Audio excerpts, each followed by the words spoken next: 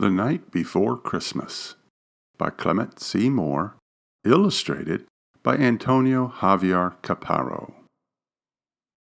'Twas the night before Christmas, when all through the house not a creature was stirring, not even a mouse. The stockings were hung by the chimney with care in hopes that St. Nicholas soon would be there.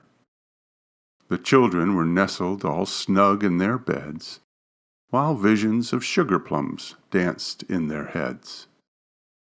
And Mamma in her kerchief, and I in my cap had just settled our brains for a long winter's nap, when, out on the lawn, there arose such a clatter, I sprang from my bed to see what was the matter.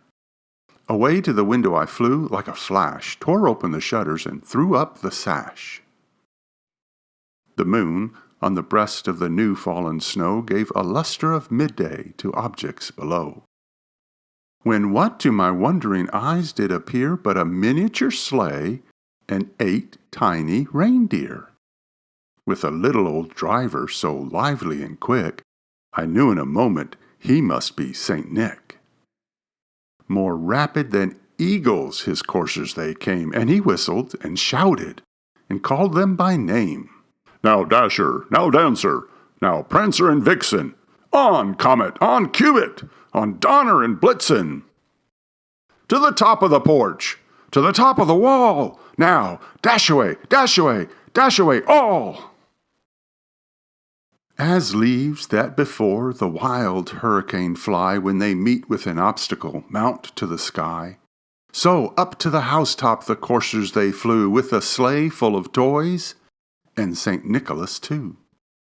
And then, in a twinkling, I heard on the roof the prancing and pawing of each little hoof. As I drew in my head and was turning around, down the chimney St. Nicholas came with a bound. He was dressed all in fur, from his head to his foot, and his clothes were all tarnished with ashes and soot. A bundle of toys he had flung on his back, and he looked like a peddler just opening his pack. His eyes, how they twinkled! His dimples, how merry! His cheeks were like roses, his nose like a cherry. His droll little mouth was drawn up like a bow, and the beard on his chin was as white as the snow. The stump of a pipe he held tight in his teeth, and the smoke it encircled his head like a wreath. He had a broad face and a round little belly that shook when he laughed, like a bowl full of jelly.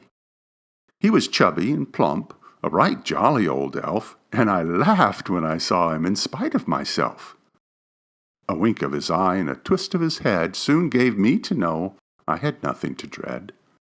He spoke not a word, but went straight to his work, and filled all the stockings, then turned with a jerk, and laying his finger aside of his nose, and giving a nod, up the chimney he rose. He sprang to his sleigh, to his team gave a whistle, and away they all flew like the down of a thistle. But I heard him exclaim, ere he drove out of sight, "Happy Christmas to all, and to all a good night!"